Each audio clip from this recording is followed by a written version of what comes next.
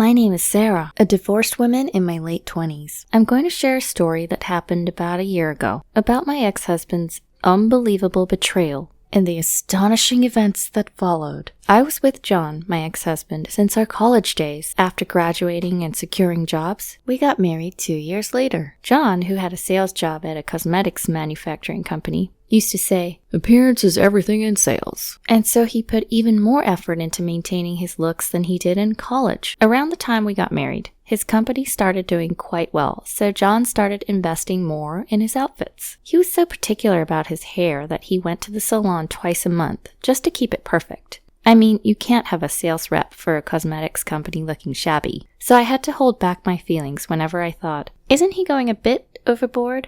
Especially when comparing his situation to mine. As for me, I quit my job to become a homemaker after we got married. After about a year, I started thinking about having kids.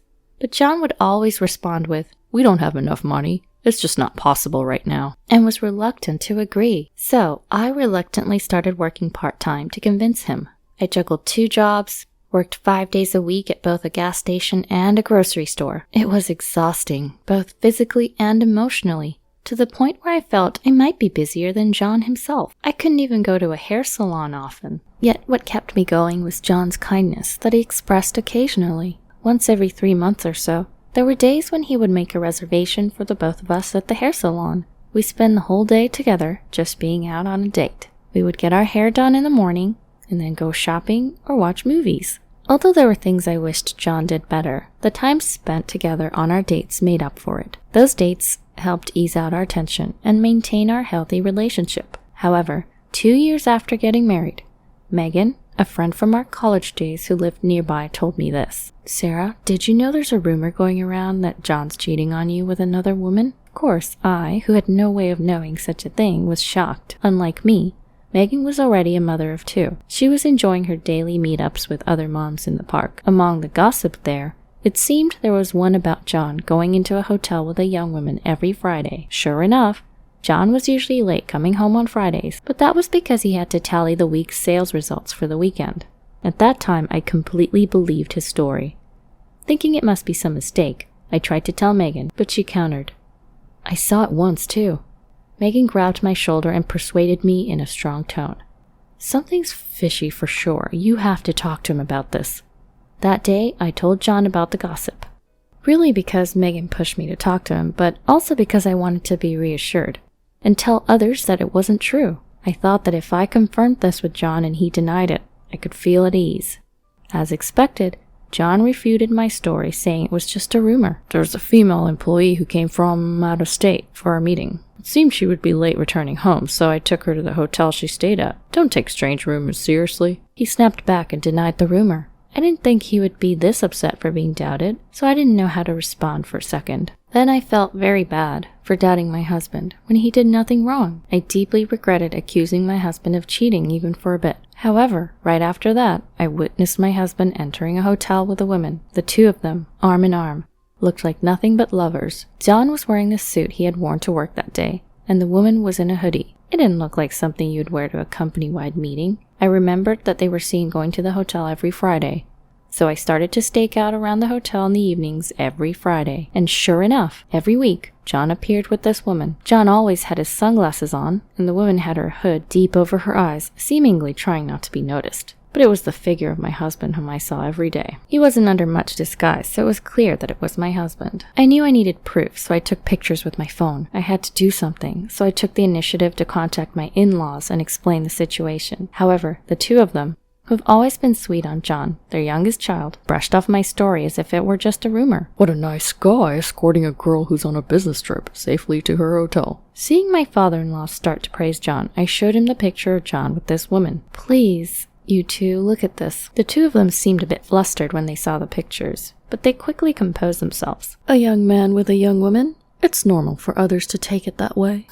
The mother-in-law laughed, and the father-in-law nodded in agreement. The fact that it's every week is strange, and no matter how many times I look at the woman's outfit, it doesn't look like she just left the office. Their reaction got on my nerves, so to prove my husband's infidelity, I decided to get some more solid proof. I knew John was careless. He often leaves his phone on the desk with all of his notifications on. Everything pops up on his screen, both the messages and its senders. I'd never thought about going through his notifications until now, but of course, it was different this time. I took a peek at his phone that was left on his desk as usual. "Looking forward to our beach trip on Friday night?" I was both shocked and dumbfounded. I couldn't believe they were brazen enough to chat about such a thing through texts. I felt like they were treating me like I was stupid, which only intensified my anger. That very night, John told me that he had to go on a trip starting Friday night for his company's gathering. He said it so casually, but I knew it was just a facade. It was amusing to see him trying to hide something so obvious, and I felt a sense of superiority. When I asked where he was going, he responded with the name of a beach resort by the mountains. It seems he's staying at a hotel, which we've been to together before. When I called the hotel, they indeed had a reservation under John's name for Friday night. That Friday, I decided to bring my in-laws to the said hotel. Charles, my nephew-in-law, a vocational school student living with my in-laws, also wanted to come. He must have heard from my in-laws. Charles is the only son of John's eldest brother. He lost his parents in a car accident when he was in elementary school, and has since been raised by my in-laws, perhaps due to their close age. Charles was particularly fond of John among many uncles and aunts. Following John's lead, he even started to become interested in fashion, and has been saying he wants to be a hairstylist. John seemed to be very happy that Charles liked him. The two of them were more like brothers than uncle and nephew. They called each other by all sorts of nicknames, too. He must have found it hard to believe the unfaithfulness of his beloved young uncle. Just like me a little while ago, he must have wanted concrete proof that things were not what they seemed.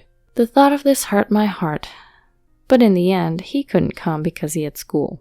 Fateful Friday, I arrived at the hotel a little earlier than the time John and the women's check-in time, and waited for them with my skeptical in-laws. "He's probably not coming," my father-in-law murmured, relieved when they didn't show up after waiting for a while. However, just as my father-in-law sighed and started to get up from his seat, they arrived.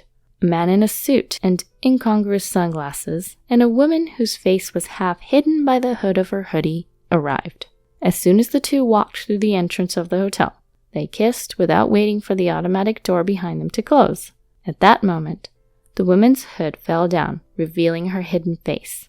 I was stunned by the beauty that had come into clear view. She had cute acorn-like eyes, a small nose pointed up, beautifully upturned lips, and her inner hair beautifully dyed bright red, which was familiar. She was a hairstylist at the hair salon my husband frequented. I had had her shampoo and blow-dry my hair several times. I remembered talking to her across the mirror, saying, "I'm going on a date with my husband after this." I was completely taken aback. I had been unknowingly going to the salon where the woman my husband was cheating with worked, excited about my post-haircut date with him. Did she think I was a dumb old woman, oblivious to my husband's infidelity while she dried my hair? Thinking this, my anger began to boil. I wanted to strike down both John and the woman. I looked at my in-laws. You both understand now, right? John is undoubtedly having an affair. They made faces as if they had bitten into sand and apologized. Never mind that. Could you please cooperate with me? Later at dinner, my in-laws and I sat next to John and the woman. My plan to get back at them was quite simple. We would appear in front of them and confront them in a situation where they couldn't make excuses. I thought that if it became known that he had been unfaithful not only to me, but also to his parents, even John would learn his lesson. "Good day."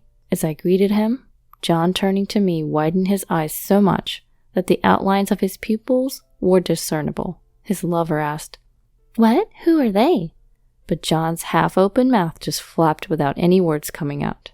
Anger surged in me again towards his mistress, who didn't even recognize me. I retorted in a sharp tone. "More like, who are you? A colleague from work?" For the first time, his mistress reacted and was taken aback. Seems like she finally recognized me. She tried to get help from John by making eye contact, but John was stunned too. I blurted out, "So it's true that you go to a hotel with some woman. How could you be so bold and lie to me? You were actually cheating on me, and yet you got mad at me for doubting you. As soon as you guys entered here, you two were kissing. We saw it clearly." At this point, anger flared in John's eyes. He glared at me and said in a low voice, "Cheating? What do you mean?" and raised his voice. "So you're telling me it's all my fault? Shut up. You were so busy with your part-time job or whatever, and never bothered to dress well for yourself. You always look so shabby. and I can't be going out with someone like you." Spurred by my husband's counterattack, his lover suddenly became more energetic. "By the way, are you his wife? I couldn't even tell at first glance because you look so shabby. Gosh, I even gave you a wonderful haircut at my place." "How dare you talk to her like that?" Finally, my father-in-law raised his voice. "John, shut this girl up right now. And John, how dare you talk to your own wife like that?" "Shut up. That's how you make me the bad guy. Well, that's to be expected. Unlike my older brother and sister, I'm never good enough. You always made me take on extra classes because I was never talented." "John, that's not right." "Shut up, old hag." John raised his voice again, but my mother-in-law was right. My mother-in-law had always told me, John's older brother and sister struggled in school, so we made John attend extra classes and tutoring, so he wouldn't have to struggle like his siblings. We did everything we could to make sure John didn't fall behind in school. He was showered with love, yet his view was skewed. After that, John continued to insult me and his parents, who tried to confront John, loudly calling them old man and old hag. "All of you, you don't understand me and always put me down. That's why I couldn't stand it and went for a girl who understands me. What's wrong with that?" Suddenly, John's phone rang. It was a call from someone. At first, John ignored it, but annoyed by the relentless ringing, he took out his phone to check it. Immediately, I could see the blood draining from John's face. Wondering what was wrong, I peeped at the screen to see a text. And just by looking at the text, I could tell his fury was flooding in like a demon. "How dare you! Because of you, our reputation is ruined. What are you doing and where are you? Come to my office right now." For some reason, John's boss was furious. I had no idea what was going on. John's phone went off again. This time it seemed to be a call, and John answered in a flustered manner. "Charles, it's not what you think it is. I can explain." He got a call from Charles. From the moment I confronted John, I had called Charles to let him hear everything that went down. Charles requested for me to do so. Charles' voice was loud enough for us to hear. "No, I know just exactly what you did. I heard everything. I can't forgive you for all the rude things you said to your wife. And berating my grandpa and grandma. How dare you? Also, Ashley will get a call soon too." At Charles' words, John's mistress shuddered. Huh? How does Charles know John's mistress? She's getting a call? From whom? I wondered, but I soon learned why. "I'm currently interning at a hair salon for school, and the owner of the salon's right here with me. He's been listening to everything. He said he's even contacted your boss, John." "Yes, that's right. Charles is aspiring to be a hairstylist and attends a cosmetology school. The salon where he is interning turned out to be the one John frequents. In retrospect, I just remembered that Charles was the one who introduced the place to John. But why would his manager call John's boss?" In the middle of the call with Charles, John's phone went off again. John hurriedly looked at his phone, which he held up to his ear. The call was from his boss, the same one from earlier. "I'm so sorry." The first thing that John said when he put the phone back to his ear was a strained apology. However, the voice on the other end was just as furious as earlier. "No apology will make up for this. You having an affair with a worker from the hair salon run by our CEO's older brother. I let you be in charge to handle business with that store, since your nephew happened to be interning there. But how dare you make a fool out of us? Our CEO's older brother said he will no longer buy our cosmetics or our shampoo products ever again. He said he'll spread the word to the people in the industry too." I was even more flabbergasted. Who would have thought that the hair salon was a business partner of John's company, and its manager was the CEO's brother? But the most shocking revelation of the day was yet to come. "That girl, she's engaged to the son of the CEO's older brother, right? Did you lay a hand on her knowing that?" I was dumbfounded. The woman had been cheating with John, even though she was engaged to the son of her manager. To summarize, John had an affair with a girl that worked at the hair salon that Charles had introduced him. The place happened to be owned by the older brother of John's company's CEO. The hair salon was actually an important client for John, and even worse, the girl he cheated with was engaged to her manager's son. It was clear that this would cause trouble in many ways if people found out. The audacity of these people.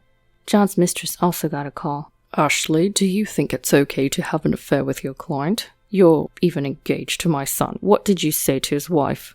You're fired right here and now. Also, we're done dealing with that company's shampoo and cosmetics.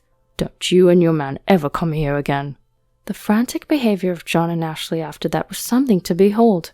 Both of them made numerous excuses and apologized over and over again on the phone, but it seemed to no avail. In the end, John turned beet red and Ashley left the hotel sobbing. I heard later that Charles, when he heard about John's affair, immediately suspected it was Ashley. So he consulted with the salon manager, and they both kept an eye on the situation here. After that, I divorced John. At first, he said, "I don't need you anyway." But after Ashley told him she had been fired because of him, he turned around and started pleading with me. "Don't divorce me. You're all I have," he said. But I cut him off without a second thought. And now, I've become a full-time employee at the grocery store where I worked part-time, and I'm studying to become the manager here. I owe it all to my years of dedication as a part-time worker. I don't need to rely on John's income anymore. By the way, I hear that John's sales performance has deteriorated rapidly since he lost the deal with that beauty salon. The rumor spread at his workplace, so I'm sure it affected John. According to Charles, John quit the company voluntarily. He was either encouraged to resign or felt uncomfortable staying at his workplace. After graduating from his cosmetology school, Charles got a job at that hair salon. Now I am his regular customer. Although, he being a novice hairstylist cannot yet handle real customers, so he practices on me by cutting my hair. "It's practice, so it's free," Charles says, but I feel bad about that, so I pay at least half the actual price. To be honest, Charles occasionally asks me out on dates, but I want to prioritize my work and my own time for now, so I politely turned him down.